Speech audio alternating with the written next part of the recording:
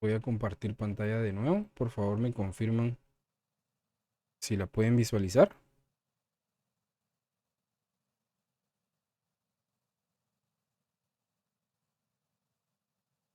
Sí, Lick, ya se ve. Ok, perfecto.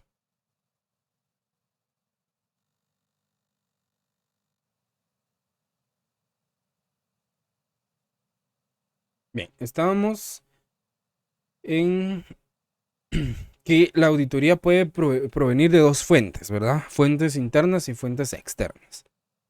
La documentación, bueno, es conveniente que en los archivos que contienen esa documentación de auditoría tengan un especial cuidado o tengan un lugar específico en el cual la custodia sea mucho más sencilla, porque es documentación sensible, es documentación delicada y es documentación confidencial de nuestros clientes que no cualquier persona puede tener acceso a ellas, ¿verdad? Únicamente los miembros del equipo del trabajo de auditoría que participaron en ese proceso de auditoría.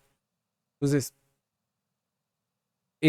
para mencionar algunos ejemplos de documentación, en las documentaciones internas podemos tener los programas de auditoría interna, memorandos de asuntos críticos, mapas de riesgos de auditoría interna, actas del gobierno corporativo o actas de la asamblea de accionistas o de los comités que conformen la entidad, comprobantes de contabilidad como facturas, contratos, recibos, comprobantes de ingresos, comprobantes de egresos, etcétera. En las fuentes externas podemos tener, como les decía, confirmaciones recibidas de los bancos, de los abogados, de los proveedores, de los clientes, incluso de los mismos empleados. También podemos tener información estadística de gobierno o del gremio al que pertenece la entidad, o investigaciones periodísticas o investigaciones de instituciones especializadas. Entonces, eso podemos tener como fuentes externas. Y toda esa documentación, una vez que haya sido analizada y verificada a través de las técnicas de auditoría, se debe de concluir si aporta evidencia de auditoría. O sea, es decir, si esa evidencia va a ser útil y si se convierte en un papel de trabajo. Entonces, en adelante va a servir, si se convierte en un papel de trabajo, va a servir de soporte para sustentar la opinión de la auditoría y los informes a la dirección de la compañía y a los niveles de gobierno corporativo que correspondan. Entonces nosotros debemos de identificar el rol de, como preparadores y de revisores de los papeles de trabajo, porque en ese caso es indispensable poder definir esos roles de preparador de papeles de trabajo y de revisor de papeles de trabajo en cada trabajo de auditoría, en ese mismo momento o antes de iniciar el trabajo. En las firmas o en la organización, en el tema organizacional o en la estructura organizacional de las firmas, básicamente por el mismo cargo se conocen las responsabilidades y los roles dependiendo del cargo. Por ejemplo, el preparador de los papeles de trabajo es el auditor que hace los análisis y desarrolla los procedimientos de auditoría.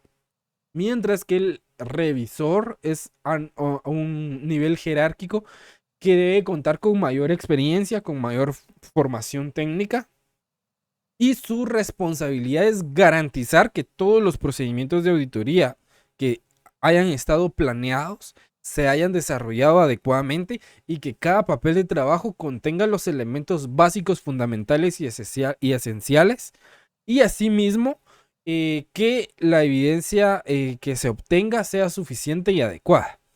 El trabajo del revisor implica una inspección crítica del archivo documental que se vaya recabando, una lectura completa de cada papel de trabajo y es conveniente que el revisor deje una constancia de los puntos de revisión, o sea, de todo el archivo o el trabajo de trabajo que se vaya formando. Esa constancia es un documento formal para que el preparador pueda realizar las mejoras e implementaciones que sean necesarios o que el auditor revisor haya requerido o sencillamente como una guía de discusión en conjunto con el equipo de la auditoría. Sobre todo el revisor se encarga de velar por la calidad del trabajo de auditoría que se esté realizando. Por esa razón, el revisor debe tener o tiene un mayor nivel jerárquico y debe contar con mayor experiencia que el preparador de los papeles de trabajo. Eh, dentro, también tenemos que tomar en cuenta algunas consideraciones que el auditor debe de cuidar en el proceso de la documentación de la auditoría. Por ejemplo, la documentación de la auditoría debe ser clara, debe ser concisa, debe ser explícita, de tal manera que facilite llegar a conclusiones. Entonces, en otras palabras, los papeles de trabajo deben explicarse por sí solos, porque cualquier explicación verbal del auditor no va a constituir un soporte adecuado sobre su desempeño frente al trabajo. Nosotros podemos exponer nuestros papeles de trabajo y demás, pero si los usuarios de la información de los papeles de trabajo, que serían los clientes, no saben interpretar los papeles de trabajo, entonces de nada sirve, porque les van a quedar como que si fueran documentos vacíos que no van a entender, a pesar de la explicación que el auditor pueda dar. Entonces, por esa razón, los papeles de trabajo deben de ser sumamente detallados y deben, como dice la teoría o dice la norma, deben hablar por sí mismos. Debe facilitar la comprensión de los clientes o de la administración de la empresa que se está auditando. También hay que tomar en cuenta que cada papel de trabajo incluye una descripción de la naturaleza, de la oportunidad y extensión de los procedimientos realizados. A eso nosotros le llamamos programa de auditoría. Cada rubro de los estados financieros va a tener su propio programa de auditoría donde vamos a establecer los objetivos, los alcances y los procedimientos de auditoría que se van a realizar. ¿Quién los va a realizar? ¿En qué fecha los realizó? Un tiempo estimado de realización de esas pruebas y el tiempo efectivo que se llevó a cabo al hacer esas pruebas. También lo firman los colaboradores que hacen los análisis y lo firma el revisor de los papeles de trabajo. Por lo general, los programas de auditoría los hace el socio del encargo, o sea, el auditor con nivel jerárquico más alto o el que dirige el equipo de trabajo de la auditoría. También en el proceso de la documentación se debe incluir los resultados de los procedimientos y la evidencia de auditoría que se obtuvo durante todo el proceso. Se documentan los asuntos importantes y las conclusiones que se alcanzaron, las discusiones que se realizaron con el equipo de trabajo también se deben de documentar. Y también se deben de documentar los riesgos identificados de representación errónea, o sea, los errores que se han podido cometer por parte de la administración en la información financiera de la auditoría. Entonces, la metodología y las herramientas utilizadas en el trabajo de la auditoría también se deben de documentar. Incluso las metodologías y las herramientas deben de quedar implícitas desde la planificación de la auditoría. También el cierre del proceso de la auditoría. Entonces ahí el equipo de trabajo debe excluir del archivo aquellos borradores o prospectos o formatos que definitivamente no vayan a agregar ningún tipo de valor o ningún tipo de evidencia o que vayan a sustentar de alguna manera el proceso de la auditoría para poder evitar confusiones y algunas desviaciones en las apreciaciones al momento de emitir un dictamen de auditoría. También se deben de incluir partes o secciones que deben contener un papel de trabajo estándar. Por ejemplo, deben de contener un encabezado, el nombre de la firma, el nombre del cliente, el nombre del auditor o las iniciales del autor y el rol que está llevando a cabo en el equipo de trabajo, el área de auditoría que se está evaluando, como por ejemplo rubro de caja y bancos, propiedades, planta y equipo, etc. Una fecha de corte, una fecha de elaboración. El programa también debe contener los objetivos de la auditoría, que va asociado a las afirmaciones de la administración, procedimientos que se van a desarrollar durante la fase de ejecución, deben de contener también los resultados y las evidencias obtenidas y las conclusiones. Entonces, en esos casos se recomienda que los borradores de los papeles de trabajo que al final no se van a vincular al expediente o al archivo final, se puedan eliminar o se destruyan de una forma controlada para evitar que en revisiones posteriores o para los mismos propósitos de las auditorías recurrentes en periodos futuros se pueda conllevar algún error o a interpretaciones equivocadas por parte del auditor. Entonces, en esa situación también se hace un documento en el que se consignan los aspectos que identificó el auditor que tiene el rol de revisor y que sirve como guía de discusión para poder mejorar y complementar los papeles de trabajo. Entonces esos puntos de revisión deben ser aclarados, se deben discutir con el equipo de trabajo y se deben ir incorporando en cada papel de trabajo las mejoras o los puntos de mejoras que el revisor vaya identificando.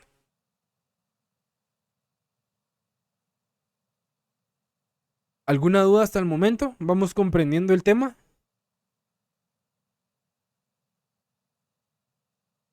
Sí, licenciado. ¿Sí? Ok. Bueno, una vez entendemos el proceso de la documentación de la auditoría, entramos a la planificación de la auditoría de estados financieros, que es la NIA 300.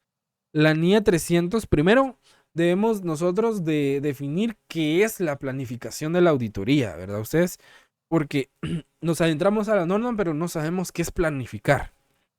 Entonces, acá pido de su participación y de su colaboración para ustedes qué es planificación de la auditoría. ¿Qué entienden por planificación de la auditoría? En sus propias palabras.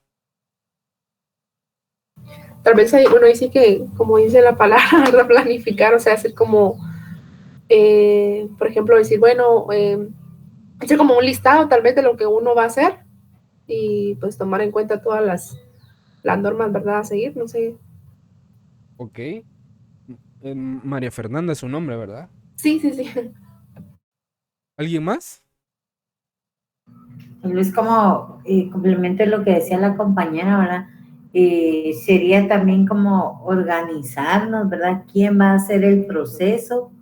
Eh, ¿Qué personas van a intervenir? ¿Cuántas van a intervenir, verdad? ¿Qué documentación también vamos a solicitar? ¿Y en qué tiempos nosotros proponemos realizar el trabajo? Y en cuánto tiempo también va a tomar dentro de eso, en cuándo se entregará el informe preliminar, ¿verdad? Para discutir. Correcto, dentro de la planificación deben de ir todos esos conceptos ya bien definidos. ¿Alguien más que quiera dar su punto de vista de qué entiende por planificación o planeación de la auditoría?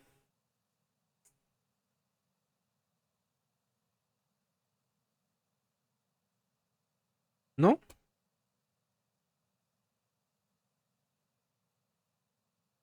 Bueno, entonces, planear una auditoría, técnicamente, la norma lo define como la actividad que se realiza al inicio de la auditoría de los estados financieros. Esto con el propósito de poder establecer un plan de trabajo previamente concebido, ¿sí? Y de esa forma poder buscar ser eficientes en el desarrollo de la auditoría, ¿verdad? Seguir una línea de trabajo. Y de esa manera poder lograr cubrir todos los aspectos claves y poder identificar riesgos potenciales, entre otros aspectos. Entonces, en otras palabras, es como conducir una auditoría de forma estratégica y por eso también se conoce este proceso de planeación como el de estrategia de la auditoría. En algunos casos esto genera un poco de confusión. Algunos profesionales a la planificación de la auditoría le llaman estrategia de la auditoría. Y en mi caso yo le llamo planeación o planificación de la auditoría. Entonces, en caso ustedes tengan otro docente, otro profesional que les diga la estrategia de la auditoría es lo mismo. La planificación de la auditoría y la estrategia de la auditoría es el mismo documento que se realiza que contiene la planificación.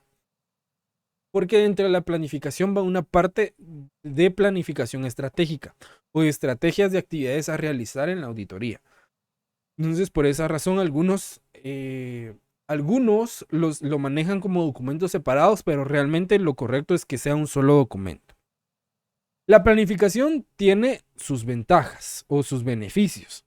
Entonces, para un proyecto de auditoría de estados financieros, al realizar un proceso adecuado de planificación, tiene varios beneficios, como por ejemplo, ayuda al auditor a poder presentar una atención adecuada a las áreas importantes de la auditoría, ¿verdad? Porque antes de la fase de ejecución, pues podemos tener acceso a los estados financieros y poder analizar en qué rubros podernos enfocar en los cuales nosotros consideramos que exista mayor riesgo de algún error o de alguna incorrección material, como lo dice la norma, que las incorrecciones materiales son errores que se puedan presentar en los registros contables.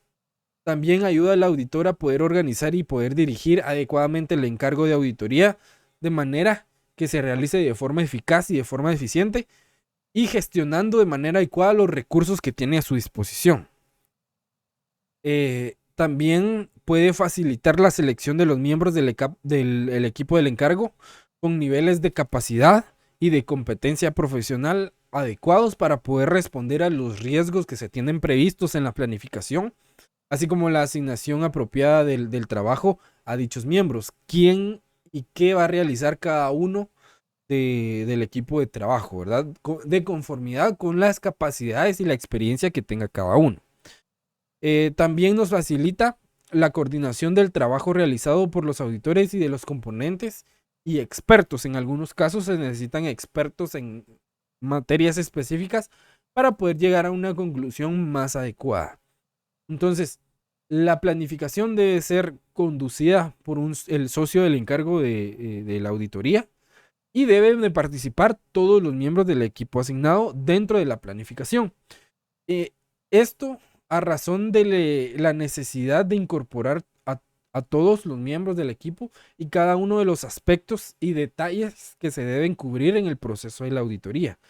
Y como vamos a ver más adelante, en estas etapas se incluyen entre otros los procedimientos de auditoría que se consideren necesarios, así como las áreas clave de los estados financieros, en qué áreas específicas nos vamos a enfocar, por lo que en algunos casos resulta de gran interés el involucramiento de todos los miembros del equipo del trabajo de auditoría.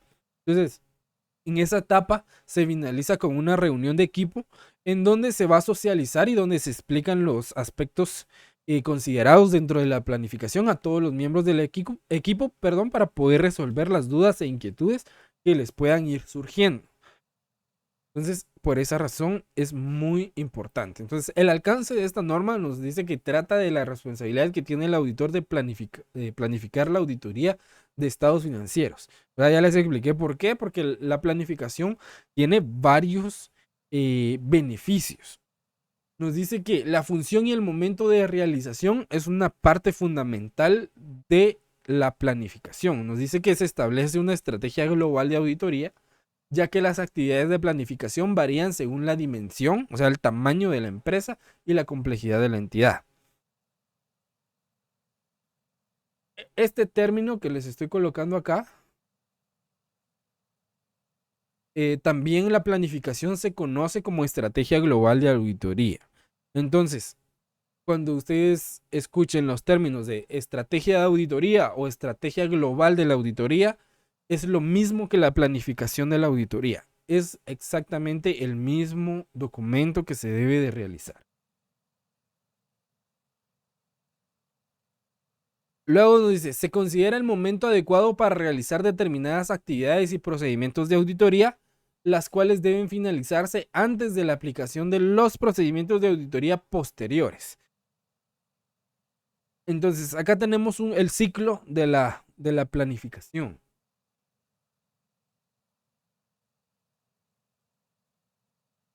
Por ejemplo, iniciamos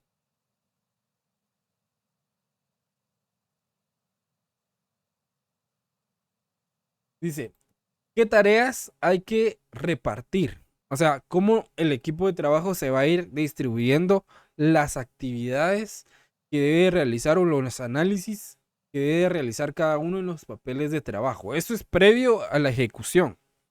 Luego nos dice en el tiempo, dice, ¿cuándo hay que entregar las tareas? O sea, a los miembros que van a ir al trabajo de campo se les pone un tiempo establecido, ya sean horas o días, para que puedan entregar sus papeles de trabajo y el revisor pueda tener el tiempo suficiente para poder, como su rol lo dice, revisar toda esa documentación y solicitar correcciones si es necesario.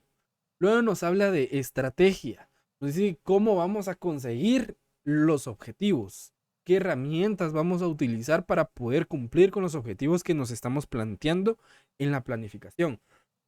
Luego nos habla de canales, donde se van a realizar las acciones. Los vamos a realizar en las oficinas de la firma. Perdón, vamos a ir a las oficinas del cliente, donde vamos a realizar las pruebas. ¿Verdad? Por lo general, se visita al cliente. Luego nos habla de responsabilidades. ¿Quién lo va a hacer? ¿Quién va a hacer qué cosa? ¿No? Nos habla de recursos. ¿Cuántos recursos van a ser necesarios? Por ejemplo, dependiendo de los miembros del equipo, cuántas resmas de hojas vamos a utilizar, cuánta tinta, cuántas impresoras, cuántos equipos de cómputo, si va a ser necesario pagarle pasaje o taxis o transporte a los colaboradores o a los miembros del equipo del trabajo de auditoría, si es necesario pagarles almuerzo, viaje, hospedaje, etcétera, ¿verdad? Todo eso de los recursos se debe tomar en cuenta en la planificación y se debe hacer un estimado de cuántos recursos se van a utilizar y se van a invertir en ese trabajo de auditoría.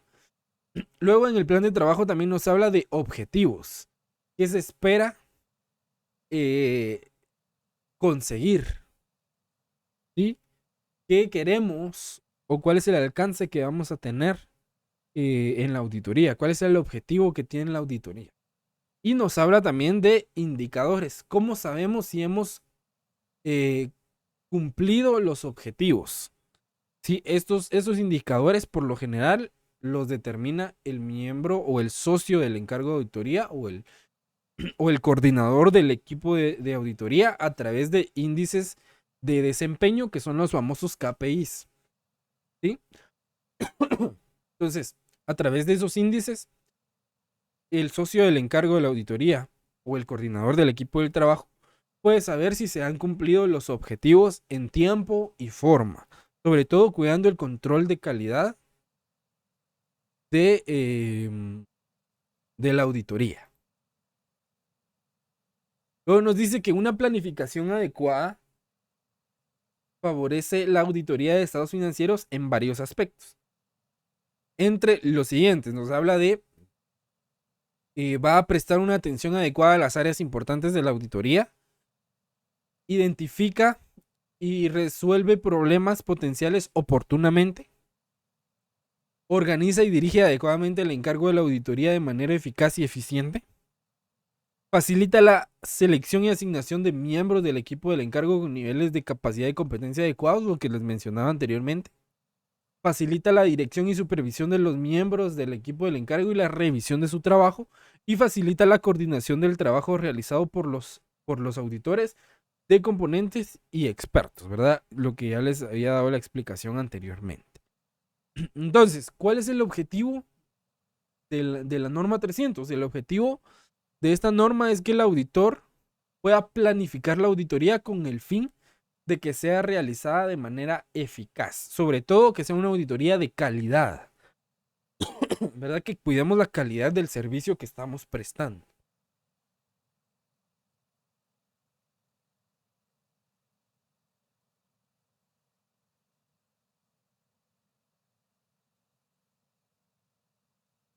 Como toda norma internacional de auditoría,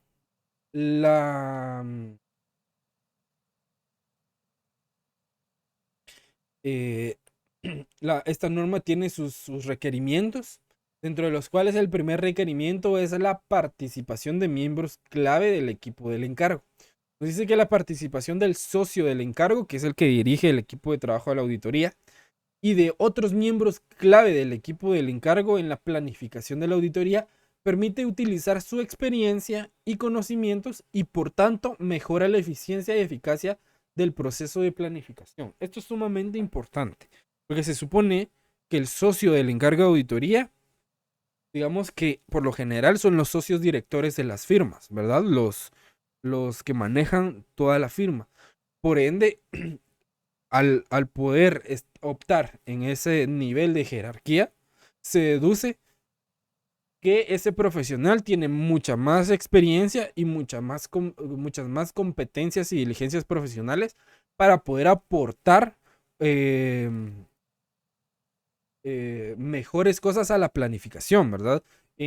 Por ejemplo, en cuanto a dónde debemos enfocarnos, en dónde debemos de realizar más pruebas, qué elementos son los clave de los estados financieros para poder analizarlos, etcétera. Entonces, por eso dice que mejora la eficiencia y la eficacia de la planificación, ¿verdad? Porque a través de su experiencia, ellos pueden ir dando algunos consejos para poder incluir dentro de la planificación y de esa manera que la planificación abarque lo más posible los puntos esenciales para la auditoría.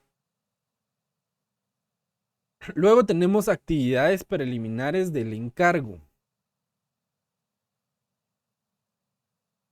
Dentro de las actividades preliminares del encargo nos dice que es la aplicación de los procedimientos requeridos por la NIA 220 relativos a la continuidad de las relaciones con clientes y el encargo específico de la auditoría. Entonces aquí nos da dos características. Dice, aplicar procedimientos adecuados y determinar si las conclusiones alcanzadas son adecuadas. Y si se obtiene información que de haber estado disponible con anterioridad hubiera causado que la firma rehusara el encargo, se debe informar de inmediato a la firma para poder adoptar medidas necesarias. ¿A qué se refiere esto? En las actividades preliminares que sin falta debe realizar el auditor en el proceso de planificación, primero está la evaluación de la NIA 220, que es la evaluación de la continuidad de un cliente y del servicio, sin importar que el cliente sea recurrente. Siempre que se va a realizar una auditoría debemos preguntarnos si es conveniente la continuidad con ese cliente. Entonces, se debe de realizar ahí un proceso de verificación y de evaluación para ver si el cliente cumple los requisitos para poder continuar con nosotros como firma. También nos habla de que debemos de evaluar el cumplimiento de los requisitos éticos, incluyendo la independencia, basados en la NIA 220 también. Entonces, ese proceso interno se debe realizar con disciplina y es importante poder asegurarse de poder obtener las respuestas de cada miembro del equipo, ¿verdad? Para tener las opiniones ahí de todos y poder incluirlas dentro de la planificación o tomarlas en cuenta. Y poder tener un entendimiento de los términos o de los términos de referencia del cliente o del trabajo que se va a realizar. Entonces, esas actividades o puntos de control al interior del trabajo de la auditoría se deben de realizar sin excepción. Son prácticamente obligatorios al iniciar un trabajo. Y esto no se debe realizar al final, ¿verdad? O al intermedio. Entonces, el gerente de la auditoría debe de garantizar que se cumpla este requisito y los programas de control de calidad deben de monitorear que se cumpla a cabalidad. También nos habla lo que les decía de las evaluaciones del cumplimiento de requerimientos éticos. Básicamente acá tenemos que hablar del código de ética del IFAC, ¿verdad? Donde tenemos los 5 principios fundamentales de la ética en el ejercicio de la profesión. Y la NICC1, que es la norma internacional de control de calidad en las firmas de auditoría. Y por último, el establecimiento de un acuerdo de los términos del encargo, tal como requiere la NIA 210. Acá, dentro de estos acuerdos, nos habla del acuerdo del término del encargo con la dirección, o sea, lo que el cliente está acordando con la firma que se va a realizar. Los términos que se hacen constar por escritos, esto es referente al contrato de la prestación de los servicios. Y la dirección reconoce sus responsabilidades a través de una carta que se llama, este documento se llama manifestaciones escritas. La administración reconoce sus responsabilidades, como por ejemplo, que ellos son los responsables de la elaboración de los estados financieros, no el auditor. El auditor no realiza los estados financieros, no. El auditor los revisa, los analiza y los audita. La contabilidad interna de la entidad es la responsable, en conjunto con su gerente financiero y su gobierno corporativo, de la elaboración al 100% de los estados financieros. ¿Verdad? Que no los quieran engañar de que el auditor es el que tiene que hacer los estados financieros, no. Se presentan estados financieros auditados, pero el auditor no los hace, solo los evalúa. Luego tenemos las actividades de planificación.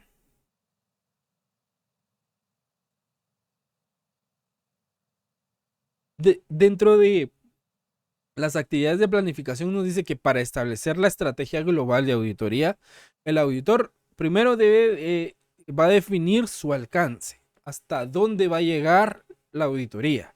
Luego va a determinar los objetivos, qué queremos lograr o cuál es el propósito de hacer esta auditoría.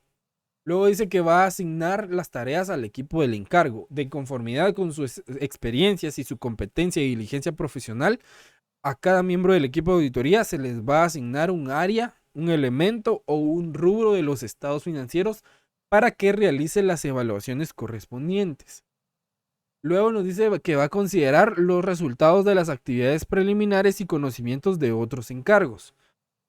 En muchas ocasiones y se da que una empresa contrata a la firma para hacer una auditoría, pero resulta que la empresa, digamos que el año anterior tuvo una auditoría de otra firma. Entonces, si nosotros podemos tener acceso al informe que esa firma dejó, también nos puede servir para tomarlo en cuenta dentro de las actividades preliminares de nuestro encargo.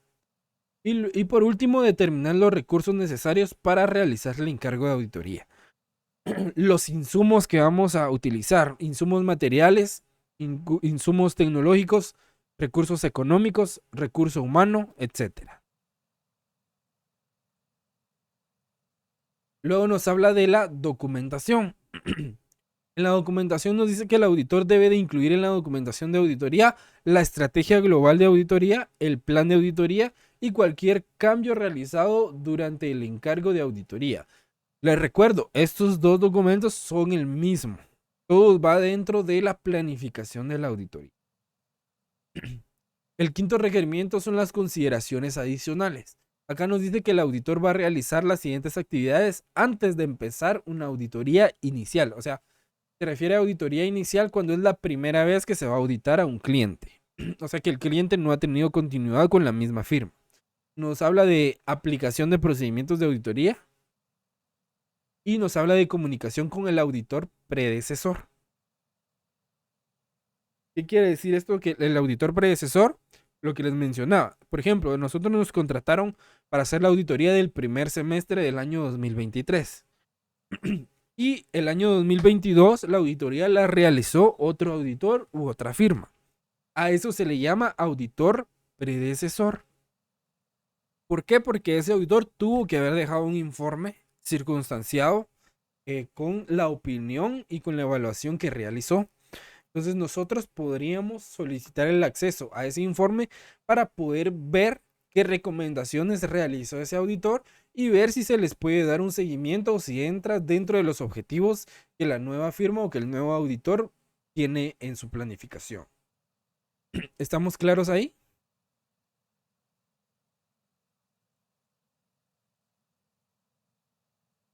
Silic. Entonces, les quiero mostrar.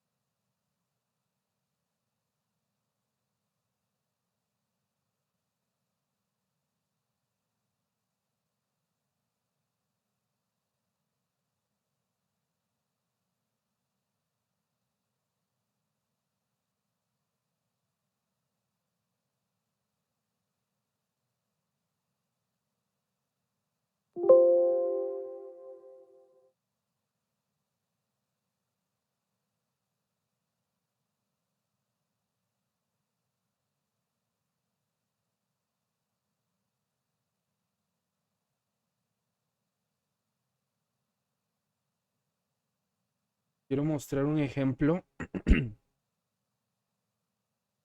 de planificación.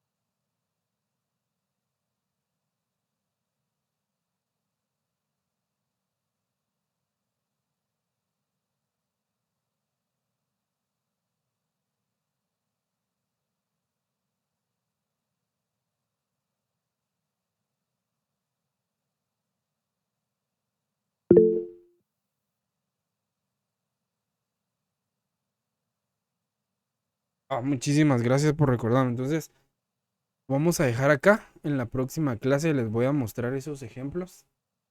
No los tenía ubicados acá. Em, pues gracias por avisarme acerca del tiempo. Voy a molestar que las que puedan activar su cámara para poder tomar la captura de pantalla de la asistencia del día de hoy.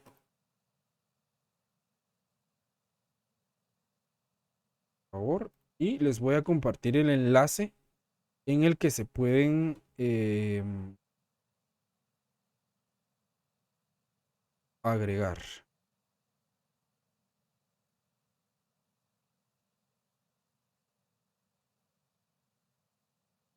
Ahí está. Ahí en el chat les compartí el enlace. Entonces, por favor, a la cuenta de 3 vamos a tomar la captura. Así que les pido una sonrisa para su cámara. A la 1, a las 2 y a las 3. Ahí estamos. Muchísimas gracias. Un gusto. Repito, como les dije al inicio, para mí es un enorme placer poder compartir y poder impartirles este curso. Y espero que podamos seguir con el mismo ánimo y entusiasmo con el que iniciamos. Un gusto haber estado con ustedes el día de hoy. Si Dios quiere, nos miramos el próximo sábado. Por favor, estén pendientes de la plataforma y del grupo de Telegram. Porque si no estoy mal, hoy mi equipo les va a subir ya la primera actividad para poder entregar el próximo viernes. Entonces, estén pendientes. Si no se sube hoy en la noche, se va a subir mañana. Pero por favor estén pendientes de la plataforma y del grupo porque ahí se notifica que ya se subió la actividad. Entonces, sin más que agregar, les deseo muy feliz tarde. Gracias. Feliz tarde, bendiciones. Para servirles, feliz tarde.